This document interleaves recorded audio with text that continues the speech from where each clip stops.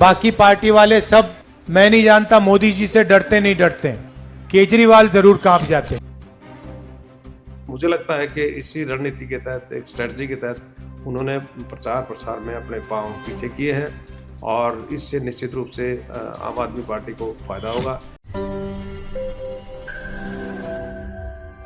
नमस्कार दोस्तों, मैं हूं राजेंद्र दत्त और आप देख रहे हैं अर्थ प्रकाश टीवी।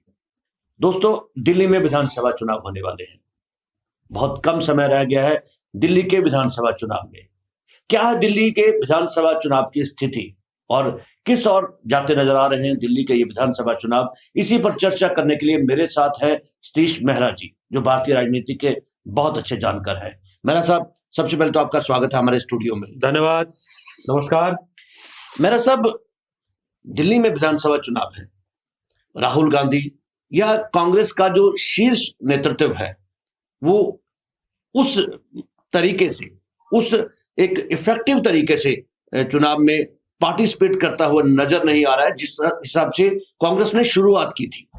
तो क्या लगता है कि ये जो चुनाव दिल्ली में होने वाले, जैसे इसको हम पहले देख रहे थे कि ये ट्रायंगुलर चुनाव है, इस बार हमने चर्चा की थी पीछे की, जो दिल्ली का चुनाव है वो एक ट्रायंगुलर शेप में बनते हुए नजर आ रहे हैं। कांग्रेस पूरी एक जोश के साथ मैदान में आई थी, भारतीय जनता पार्टी पूरे जोश के साथ थी और आम आदमी पार्टी अपनी सत्ता को बचाने के लिए पूरी कोशिश कर रही थी। लेकिन कांग्रेस जैसे बैकफुट पर जा रही है प्रचार में, तो क्या लगता है कि ये जो चुनाव है ये कहीं ना कहीं जो कांग्रेस पार्टी है वो जो है उसके लिए, आम आदमी पार्टी के लिए अपना जो मैदान छोड़ती हुई नजर आ रही है? ये ट्रायंगुलर चुनाव है या बाइपोलर चुनाव होते हुए नजर आ रहे हैं? देखिए, जब चुनाव के इलेक्शन कैंपेन शुरू हुआ था दिल्ली विधानसभा चुनाव में, और जब तीनों पार्टियां बहुत जबरदस्त धुआंधार प्रचार के साथ और बड़े दावे उन्होंने, तीनों पार्टियों ने, भारतीय जनता पार्टी ने भी, आम आदमी पार्टी ने, तो उनकी तो सरकार है ही दिल्ली में, और कांग्रेस पार्टी ने भी एक बड़ा दावा किया था कि हम सरकार बनाएंगे, और अच्छा प्रचार में वो आए थे जी। बाकी उनके जो लोकल लीडर हैं उनको भी, और एक दूसरे की, चाहे आम आदमी पार्टी को टारगेट पे लेने की बात हो, चाहे भारतीय जनता पार्टी को टारगेट पे लेने की बात हो, कांग्रेस के लीडर निरंतर दोनों पार्टियों को टारगेट पे ले रहे। तो कहीं ना कहीं उनका ये मकसद था कि कहीं के चुनाव जो है ट्रायंगुलर हो जाए, त्रिकोणीय चुनाव हो जाए, और त्रिकोणीय चुनाव में उनकी सरकार बने ना बने अलग बात है, लेकिन उनका कहीं ना कहीं जो किंग मेकर की भूमिका निभाने में की स्थिति में वो हो। तो इस प्रकार से मुझे लगता है कि जब से चुनाव स्टार्टिंग में जो एक सप्ताह या सप्ताह 10 दिन बीत गए थे, 10 दिन बीतने के बाद कांग्रेस के जो शीर्ष नेतृत्व ने एक दो रैली भी की है वहां पे, और उस रैली करने की उसके बाद कहीं न कहीं उन्होंने अपने पांव पीछे मोड़ डाली है। क्योंकि अगर हम बात करें तो राहुल गांधी ने जो सीलमपुर में 13 तारीख को रैली की थी, और उस रैली के बाद जो 3 रैलियां उनकी प्रस्तावित थी और निश्चित हो चुकी थी, उनकी डेट और स्थान निश्चित हो चुके थे, उन रैलियों में राहुल गांधी नहीं पहुंच पाए, और बहाना था कि राहुल गांधी बीमार हैं, राहुल गांधी को बुखार होने की वजह से वो रैलियों को अटेंड नहीं कर पा रहे हैं। इस प्रकार से अगर हम बात करते हैं तो 22 तारीख को उनकी सदर बाजार में रैली थी, वो भी कैंसिल हुई, और 23 तारीख को मुस्तफाबाद में भी थी, 24 तारीख को मांदीपुर में रैली थी जी। तीनों की तीनों रैलियां कैंसिल हुई, और राहुल गांधी अपने प्रचार के लिए नहीं जा पाए। और इन रैलियों के साथ साथ और कहीं भी दिल्ली में राहुल गांधी या खड़गे साहब जो कांग्रेस के प्रेसिडेंट हैं वो भी, और दूसरे जो शीर्ष नेतृत्व के जो लीडर हैं उनके, वो भी कांग्रेस के चुनाव प्रचार में कोई ज्यादा संजीदगी से, गंभीरता से चुनाव करते नहीं नजर आ रही। ऐसे में मुझे लगता है कि कहीं ना कहीं कांग्रेस ने आम आदमी पार्टी को वॉकओवर दे दिया है। तो ये देखने वाली बात है कि अब वॉकओवर देने के बाद ये चुनाव बाइपोलर है या त्रिकोणीय ही रहेगा। लेकिन अगर हम ये मान के चलते हैं कि कांग्रेस पार्टी ने आम आदमी पार्टी को वॉकओवर दे दिया, तो निश्चित रूप से ये चुनाव बाइपोलर होगा, और बाइपोलर चुनाव होगा तो फिर बाइपोलर चुनाव में आम आदमी पार्टी की और भारतीय जनता पार्टी आमने सामने टक्कर होगी। कैसे परिणाम हो सकते हैं अगर बाइपोलर चुनाव हो जाता है? मान लीजिए कांग्रेस पार्टी बैकफुट पे चले जाती है और कहीं ना कहीं वो इनके लिए मैदान खाली छोड़ देती है आम आदमी पार्टी के लिए, तो किस तरह के परिणाम हो सकते हैं चुनाव में? देखिए, हम पहले भी बात करते आए हैं इस बारे में कि त्रिकोणीय चुनाव होगा तो क्या होगा और बाइपोलर चुनाव होगा तो क्या होगा। त्रिकोणीय चुनाव में तो सीधा सीधा स्पष्ट रूप से ये दिखता है कि जो एक कांग्रेस का जो पहले 10 साल पहले परंपरागत वोट कांग्रेस का हुआ करता था, वो 2015 में और जो आम आदमी पार्टी के साथ के पास शिफ्ट हो गया और आम आदमी को बहुत बेहतर जो एक वोट बैंक उनको मिला और आम आदमी पार्टी ने 67 सीटें 2015 में जीती थी और 2015 में कांग्रेस का वोट की अगर बात करते हैं तो कांग्रेस का वोट 8% रह गया। तो इसी प्रकार से जो 2020 के चुनाव में था कांग्रेस का वोट 4% रह गया था और सारा का सारा जो कांग्रेस का जो परंपरागत वोट होता था 15 साल जिस वोट पे को लेकर कांग्रेस पार्टी ने राज किया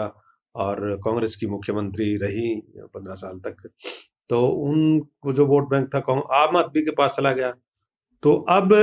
कांग्रेस की ये कवायद थी कि आम आदमी पार्टी के पास जो हमारा वोट बैंक चला गया वो कहीं न कहीं वापस कांग्रेस के पास आए। कांग्रेस उसमें एक नई पावर बनकर दिल्ली विधानसभा में उभरे ताकि वो जो परंपरागत वोट है वो उसको अपने पक्ष में करने के लिए उन्होंने प्रयास किए थे। लेकिन ये प्रयास मुझे लगता है कांग्रेस पार्टी के नेताओं को भी पता चल गया कि जो कांग्रेस का जो वोट बैंक है वो कहीं न कहीं शिफ्ट नहीं हो पा रहा है। अगर वो ज़्यादा गंभीरता से धुआंधार प्रचार करते जो कांग्रेस का जो ऊपर का जो मैं कह सकता हूँ कि जो मिडिल क्लास से ऊपर का जो कांग्रेस का वोट रहा है वो कहीं न कहीं उनकी तरफ भारतीय जनता पार्टी की तरफ जा सकता था। और ऐसे में अगर कांग्रेस का जो वोट जो मिडिल क्लास का जो अपर मिडिल क्लास का जो वोट था वो अगर उसके पास चला जाता है तो भारतीय जनता पार्टी के पास चला जाता तो निश्चित रूप से भारतीय जनता पार्टी को उसका लाभ मिलता। और मुझे लगता है ये दोनों पार्टियों की एक रणनीति है और स्टार्टिंग में भी ऐसे रणनीतिक दोनों पार्टियों ने एक तय की थी कि ये चुनाव इस रणनीति के तहत लड़ा जाएगा कि बीच-बीच में अगर अनुमान लगाएंगे कि वोट बैंक कांग्रेस वोट का जो वोट बैंक है वो कहीं न कहीं भारतीय जनता पार्टी को शिफ्ट तो नहीं हो रहा। लेकिन अब उनको ये लगने लगा था, मुझे लगता है कि जो कांग्रेस का जो थोड़ा बहुत जो वोट बैंक था जो कांग्रेस अपने पक्ष में करने के लिए प्रयास कर रही थी वो कहीं न कहीं उनको अपर मिडिल क्लास का जो वोट है वो भारतीय जनता पार्टी की ओर जाता हुआ दिखाई दिया। तो अब देखने वाली बात है कि अगर त्रिकोणीय मुकाबला अगर विधानसभा में हो जाता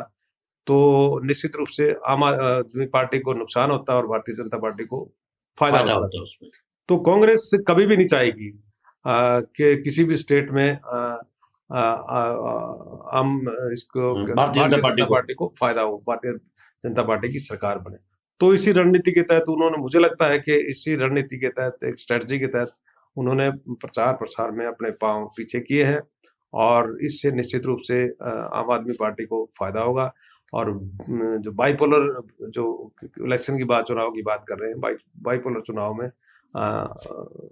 आम आदमी पार्टी को निश्चित रूप से उसका फायदा होगा। मेरा साहब पिछले दिनों में जो इंडिया गठबंधन रहा है उसमें पीछे फूट नजर आई है और कहीं ना कहीं कांग्रेस के खिलाफ बहुत सारी पार्टियां खड़ी होती हुई नजर आ रही हैं। कहीं ये उस गठबंधन को जो इंडिया गठबंधन है उसको बचाए रखने के लिए कांग्रेस की एक कवायद तो नहीं है? हो सकता है क्योंकि पीछे जब इंडिया गठबंधन हुआ था और नीतीश कुमार के प्रयासों से हुआ था और बाद में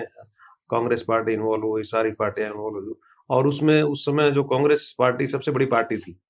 और उसके बाद भी जो चुनाव लड़े गए तो लोकसभा का चुनाव लड़ा गया था कांग्रेस पार्टी सबसे ज्यादा सीटें जीतकर इंडिया ग्रुप में सबसे बड़ी पार्टी शामिल हुई थी, बड़ी पार्टी बनी थी। और लोकसभा में भी कांग्रेस पार्टी का जो विपक्ष के नेता है राहुल गांधी बने, तो इसलिए कहीं न कहीं दूसरी पार्टियों को ये लगने लगा था कि कहीं इंडिया गठबंधन में कांग्रेस पार्टी का कब्जा ना हो जाए। लेकिन अब जो बीच में जो खबरें आई थी ममता बनर्जी की तरफ से और दूसरे नेताओं की तरफ से कि कांग्रेस पार्टी को अब वो ममता जी ने कहा था कि हम नेतृत्व के लिए वो बिल्कुल तैयार हैं और उधर शरद पवार की तरफ से भी अलग सुर उठने लगे थे। तो और इधर जब दिल्ली विधानसभा की अगर बात करते हैं तो जो कांग्रेस पार्टी के अलायंस है दूसरे दिल्ली विधानसभा में, चाहे अखिलेश की बात करें, समाजवादी पार्टी की बात करें, चाहे दूसरी पार्टी की बात करें, वो कहीं न कहीं जो अरविंद केजरीवाल के समर्थन में खड़े दिखाई दिए। इससे मुझे लगता है कि कांग्रेस पार्टी को ये आभास हो चला था कि कहीं न कहीं जो एक लीडरशिप कांग्रेस पार्टी दे रही थी इंडिया अलायंस को, उस लीडरशिप पे कहीं न कहीं धक्का लगेगा और इसीलिए कहीं न कहीं जी बिल्कुल। अपने जो बैकफुट पे आई है, चुनाव प्रचार में बहुत गंभीरता नहीं दिखा रही है और उनको ये भी डर है कि कहीं न कहीं अगर हम चुनाव को जितना मजबूती से लड़ेंगे, कहीं न कहीं भारतीय जनता पार्टी को फायदा ना हो। मेहरा साहब, जो चुनाव है उसमें लगभग 4 या 5 दिन का जो प्रचार का समय रह गया है, तो मुझे बताइए ये तीनों जो पार्टियां हैं, बड़ी पार्टियां, इनमें से कोई पार्टी अपना अभी तक नैरेटिव कोई सेट कर पाई है जिस नैरेटिव को लेके वो चुनाव जीत पाए? कोई ऐसा कुछ लगता है आपको? देखिए, चुनाव दिल्ली विधानसभा का चुनाव आखिरी दौर में, चुनाव जो कैंपेन है, बिल्कुल। इलेक्शन कैंपेन की जो प्रचार है, जो आखिरी दौर में मुझे लगता है पहुंच चुका है जी। और 3 तारीख को चुनाव प्रचार है जो बंद हो जाएगा और ऐसे में बहुत स्ट्रेटजी के तहत, चाहे भारतीय जनता पार्टी की बात करें, आम आदमी पार्टी की बात करें, कांग्रेस की बात करें, तो उन्होंने की सारी पार्टियों ने कभी पूर्वांचल के नाम से वोट मांगने शुरू किए, कहीं न कहीं उनके समर्थन में और उनके दूसरे मुद्दे तो कहीं नजर आए ही नहीं इसमें। अपने मतलब अपने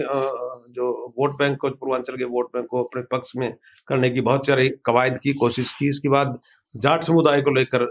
कवायद हुई सभी पार्टियों की, चाहे भारतीय जनता पार्टी हो, शीश महल, राजमहल और कई सारे चीजें रही हैं। इसलिए